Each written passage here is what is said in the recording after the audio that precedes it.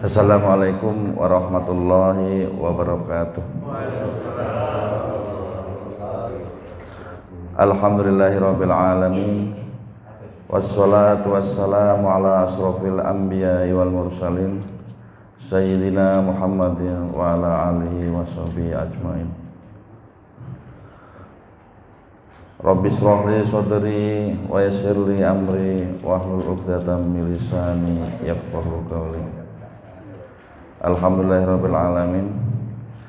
Segala puja dan puji selalu kita panjatkan kehadirat Allah Subhanahu wa taala yang telah menyampaikan umur kita sampai hari ini, hari Jumat, dan kita masih dapat mengikuti rutinitas di Jumat pagi setelah sholat subuh, yaitu Jumber. Alhamdulillah hari ini memasuki yang ke-32 ya Pak. Semoga kita selalu diberikan kesehatan, umur panjang, dan waktu luang. Sholawat dan salam kita panjatkan kehadirat. Sholawat dan salam kita panjatkan kepada junjungan kita Nabi besar Muhammad sallallahu alaihi wasallam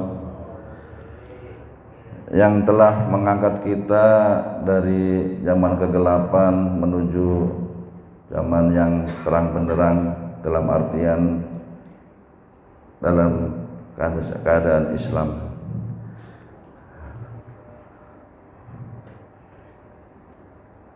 Bapak-bapak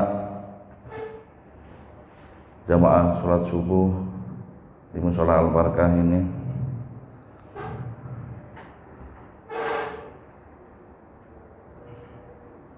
bagaimana Pak kabarnya Pak? Sehat-sehat semua Pak? Alhamdulillahirrahmanirrahim.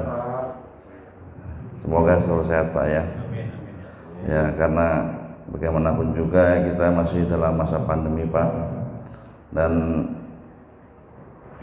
kita baca di Detik kemarin itu ada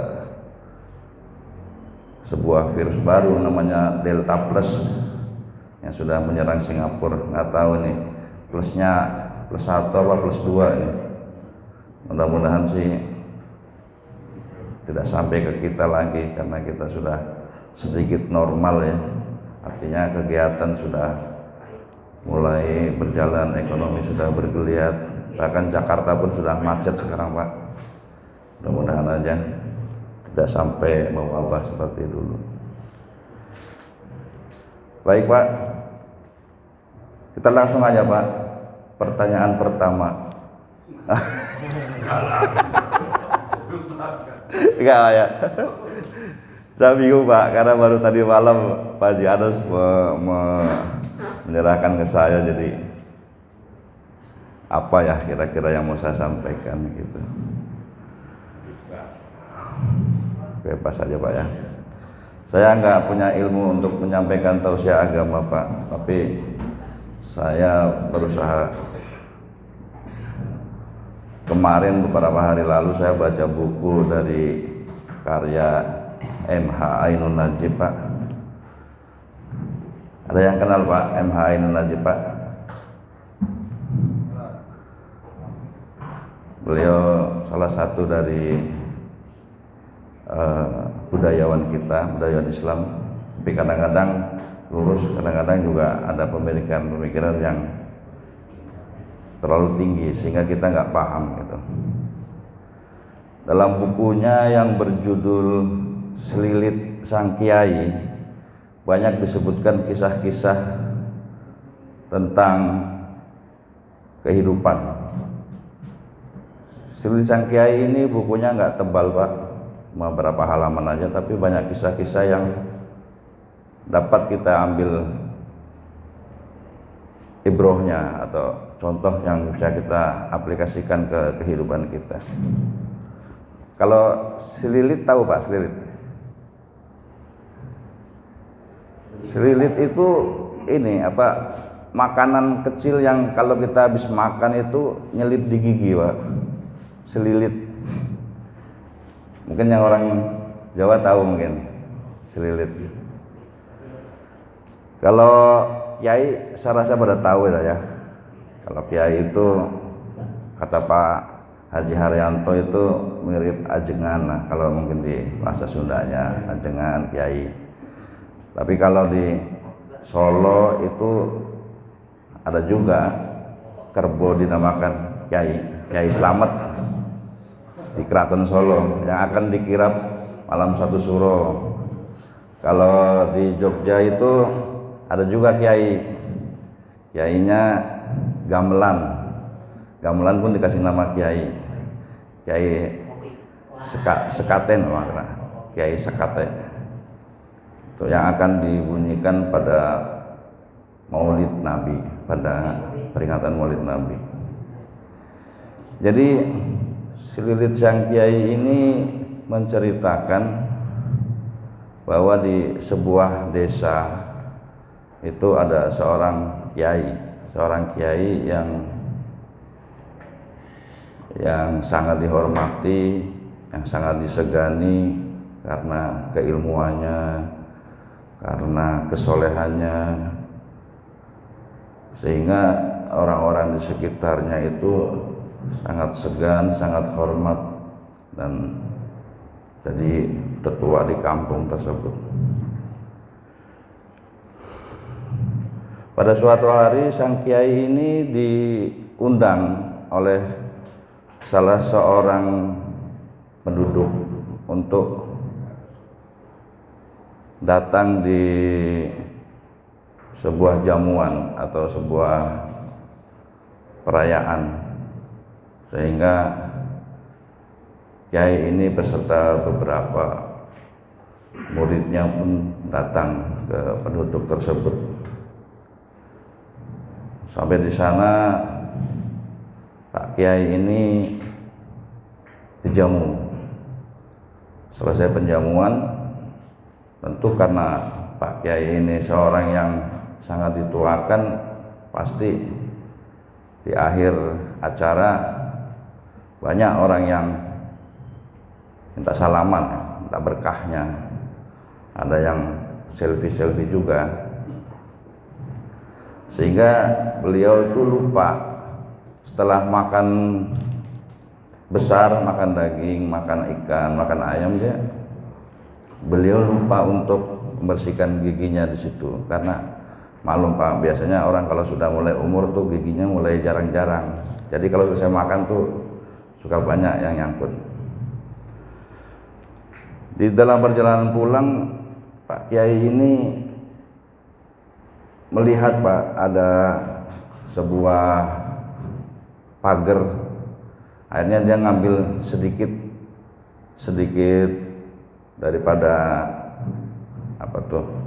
lidi sedikit lidi untuk membersihkan giginya. Dia untuk membersihkan sisa-sisa makanan di giginya, selilitnya itu tadi Pak. Dan tiba-tiba nilalahnya, memang sudah ajal. Malamnya beliau meninggal dunia Pak. Malamnya meninggal dunia, sehingga semua orang menjadi shock, menjadi sangat sedih. Akhirnya diadakanlah seperti biasa peringatan hari pertama, hari kedua, hari ketiga, dan semua orang tuh berdoa untuk bertemu dengan kodamnya atau arwahnya lah, karena ini kan cuma sekitar cerita. Karena tidak ada yang nggak mungkin dilalahnya datang dia Pak, datang. Ceritanya sama penduduk-penduduk di situ. Pak Yai, gimana kabar di sana? Pak Yai, baik-baik saja di sini. Gimana Pak Yai dengan hisabnya? Karena jujur aja, hisab itu yang paling ditakutkan oleh orang-orang Muslim, kayak gitu. Kata Pak Yainya, alhamdulillah semua amal-amal saya diterima, kecuali hanya satu yang menjadi ganjalan saya. Saya belum bisa masuk surga. Kenapa Pak Yai? Karena saya ambil lidi orang sedikit ya. Saya ambil lidi orang sedikit tanpa izin. Lidi yang mana Pak Yai? Kalian ingat nggak saat kita habis jamuan tadi siang, saya tidak sempat membersihkan selilit saya, sehingga saya ngambil lidinya orang, di pagarnya orang sedikit, dan itu yang menjadi ganjilan saya. Sontak orang-orang menjadi sangat sedih, karena hanya dengan lidi sekecil itu menghambat Yai untuk mendapatkan surganya Allah Subhanahu wa taala. Mereka berpikir hanya sedikit lidi ini aja sudah bisa menghambat seseorang untuk mendapatkan. Bagaimana dengan seandainya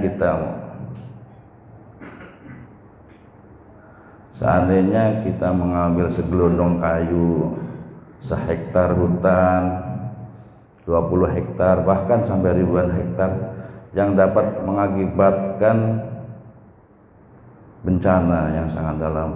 Bagaimanalah kita itu hisapnya itu. Maka dari itu kata Pak Kiainya, kita harus benar-benar berbuat baik, beramal soleh, karena dalam surat Al-Zalzalah kan sudah diceritakan, sudah dikisahkan kebaikan kita yang hanya sebesar biji zarah itu akan diperhitungkan. Faman ya'mal misqala dzarratin khairan yarah. Kebaikan-kebaikan kita yang hanya sedikit itu akan diperhitungkan. Wa may ya'mal misqala dzarratin syarran yarah. Dan kejahatan kita yang hanya sedikit pun akan diperhitungkan. Demikian Pak, salah satu kisah dalam cerita Sang Kiai. Ada banyak Pak. Yang kedua, kisah penutupnya ini singkat aja Pak ya, karena kan cuma penutup. Yang kedua ini kisah Kiai juga Pak, karena judulnya itu lebih ke Kiai, artinya umum. Kiai ini dalam perjalanan pulang dari masjid ini mendapatkan seekor burung yang jatuh dari sangkarnya, sehingga beliau pelihara. Ternyata burung ini adalah burung beo Pak. Seperti kita ketahui, burung beo ini kan bisa menirukan suara manusia. Burung beo biasa menirukan suara manusia, sehingga karena yang pelihara adalah seorang kiai, maka yang diajarkan itu adalah kalimat-kalimat thayyibah. Subhanallah, alhamdulillah, la ilaha illallah, dan juga ayat-ayat pendek, ayat kursi misalnya. Sehingga kiai ini sangat bangga dengan burung tersebut. Selalu dia banggakan, selalu dia banggakan di depan teman-temannya gitu, tetangganya, bahkan tetangga-tetangganya pun ikut bangga juga, karena seorang kiai itu punya burung yang soleh lah. Burungnya soleh Pak, karena bisa menyebutkan kalimat-kalimat thayyibah. Setiap hari, setiap pagi selalu bilang la ilaha illallah, la ilaha illallah, subhanallah, subhanallah, itu burungnya. Dilarangnya juga pulang habis subuh, dia bersama para jamaahnya melihat burung itu dimakan kucing. Burungnya dia makan kucing, kuak kuak kuak gitu, dimakan kucing. Akhirnya burungnya meninggal. Innalillahi wa inna ilaihi raji'un. Burungnya mati. Burungnya mati. Ada cangkai sedih kan, kayak sangat sedih itu burungnya mati. Dia masuk kamar Pak, masuk kamar, zuhur dia nggak datang ke musola, asar nggak datang ke musola karena saking sedihnya. Nggak kerja. Sedih dia Pak, sedih, burungnya sedih. Pak Yainya sedih. Akhirnya sama jamaah ini dibikin ide, wah kita patungan aja yuk deh, kita belikan burung baru deh. Dibelikan pada patungan kan, jamaahnya baik-baik Pak kalau masalah patungan Pak. Patungan dapat 2 burung, akhirnya dia ke rumahnya Pak Yai habis Isya. Pak Yai, ini burungnya saya ganti, semoga Pak Yai nggak sedih lagi deh. Pak Yainya keluar, dia bilang, ketahuilah jamaahku, sesungguhnya saya sedih bukan karena burung itu meninggal diterkam kucing, karena itu memang sudah takdirnya. Yang saya sedihkan itu adalah saya memikirkan saya sendiri dan saya memikirkan kalian semua. Gitu. Setiap hari kalian lihat burung itu mengucapkan kalimat-kalimat thayyibah, subhanallah, alhamdulillah, la ilaha illallah, bahkan burung itu bisa ayat kursi gitu. Tetapi yang kalian nggak lihat adalah burung beosa itu pada saat diterkam kucing dia tidak mengucapkan kalimat thayyibah itu. Dia tidak mengucapkan subhanallah, alhamdulillah, bahkan dia tidak mengucapkan la ilaha illallah. Apa yang dia ucapkan hanya kuak kuak kuak. Sebenarnya itu yang saya takutkan, yang saya sedihkan itu adalah itu. Saya takut diri saya takut jamaah saya gitu. Hanya mengucapkan la ilaha illallah, subhanallah itu hanya di bibir gitu. Tidak masuk ke dalam hatinya, sehingga pada saat meninggal itu kita dikunci mulut kita oleh Allah, tidak bisa mengucapkan kalimat-kalimat thayyibah. Itu yang saya takutkan, sehingga para jamaahnya pun mengerti bahwa Pak Kiai ini ternyata lebih menyayangi kita daripada dirinya sendiri. Dia memikirkan kita. Itu yang saya takutkan, kata Pak Yai. Janganlah sampai kita ini setiap hari mengucapkan kalimat-kalimat thayyibah tetapi tidak sampai di hati kita. Saat meninggal kita lupa bahwa kalimat-kalimat yang kita biasa zikirkan, kita biasa bacakan itu kita lupa. Kita mohon pada Allah agar itu bisa terhindar dari kita Pak. Semoga kita di akhir hayat kita dapat mengucapkan kalimat thayyibah la ilaha illallah Muhammadur Rasulullah. Karena Allah juga sudah berjanji orang-orang yang mengucapkan kalimat thayyibah la ilaha illallah Muhammadur Rasulullah, atau paling enggak la ilaha illallah, itu jaminannya adalah surga. Miftahul jannah la ilaha illallah. Mari Pak sama-sama Pak. La ilaha illallah, la ilaha illallah, la ilaha illallah, la ilaha illallah Muhammadur Rasulullah. Menurut Gus Baha, kita sudah dikasih tahu kuncinya. Kunci surga itu cuma satu, la ilaha illallah Muhammadur Rasulullah. Kalau kita nggak sampai masuk surga itu kebangetan ya. Kita sudah dikasih tahu kuncinya, sudah dibocorkan ya, begitu. Demikian aja Pak yang saya sampaikan. Semoga dua hikmah tadi, antara ambil hak orang tanpa permisi dan keinginan kita untuk meninggal dengan mengucapkan la ilaha illallah itu bisa tercapai. Semoga kita terhindar dari hal-hal yang buruk, karena sesungguhnya manusia itu dalam kerugian, Pak. Wal asr innal insana lafi khusr illal ladzina amanu wa amilus solihati wa tawasaw bil haqq wa tawasaw bis sabr.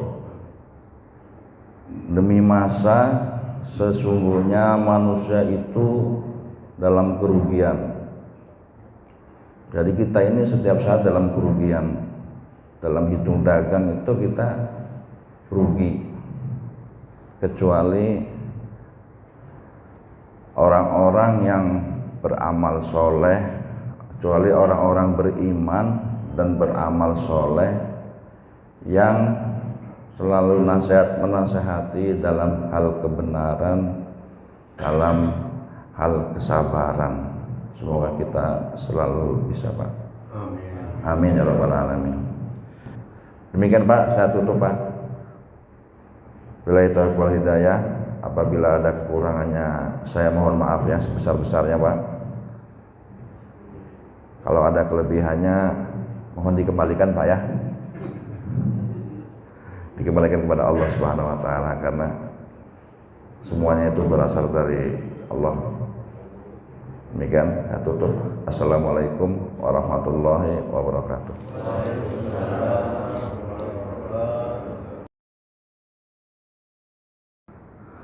Pertanyaan pertama, dalam surat apa kita amal kita, baik amal baik maupun perbuatan buruk yang sebesar biji zarah itu akan dihitung oleh Allah? Ya, pertama betul. Ya, surat Al-Zalzalah ayat 7 atau ayat 8. Mau Pak, ikuti Pak. Saya kasih bocoran, Pak, ya. Ini yang bagusnya warna putih, Pak. Ya. Silakan.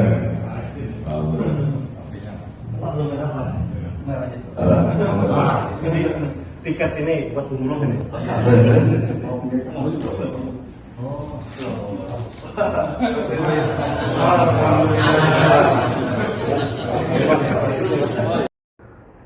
Pertanyaan kedua. Pertanyaan keduanya apa, Pak?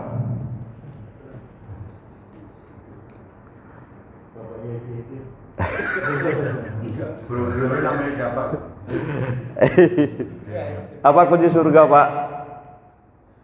Ya, Pak Is, monggo Pak Is. Istighfar, Pak. Itu maaf, ulangi. La ilaha illallah Muhammadur Rasulullah. Betul, Pak. Miftahul jannah la ilaha illallah. Monggo Pak Is. Pak Is, sampai sudahnya. Pulang. Ada yang pulang. Ambil dua-duanya, Pak. Yang itu, Pak. Silakan. Yang anget, Pak, yang anget. Awas nih. Ayo. Kemarin. Dua minggu, Pak.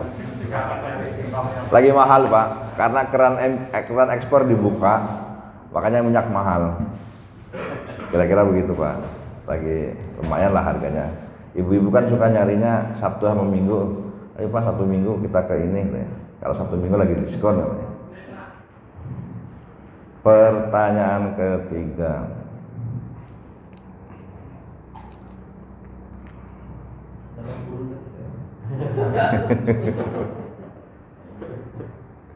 Apa arti dari wal asr, Pak? Monggo, Pak. Demi masa. Ya, demi masa, demi waktu. Ada yang mengartikan demi waktu asar. Banyak, Pak. Demi masa. Monggo, Pak. Silakan ambil. Dan Zainal. Kenalin dulu, Pak. Kan banyak yang kenal, Pak. Oh ya.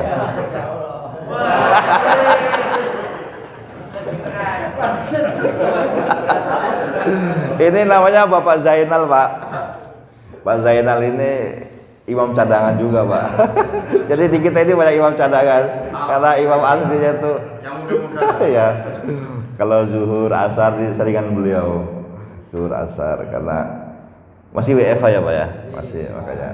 Ya, salam kenal dari kita semua Bapak Zainal. Semoga betah tinggal di sini Pak. Amin. Demikian Pak, saya tutup. Saya kembalikan lagi kepada pembawa acara Dr. Haji Tambat Tabiin.